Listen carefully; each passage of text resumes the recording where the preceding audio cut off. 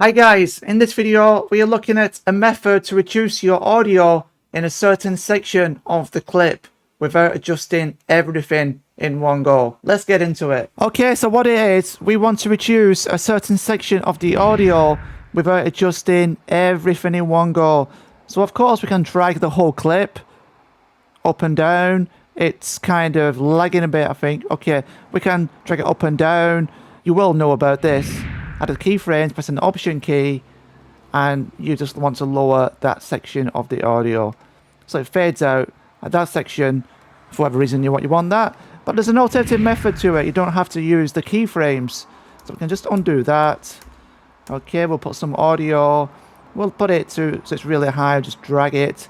Well, we're using the range tool, so press R and just drag like this, and then it just selects that range.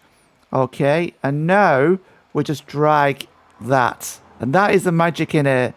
So you don't have to use the keyframes. To get rid of the range, just click on the outside the timeline, and you see it's automatically done keyframes in that area. It's as simple as that today, really, in this one. I hope that helps you. Subscribe and like if you find these videos useful and you want to see many more. Okay, have a great one and good luck in your editing and your videos. Peace.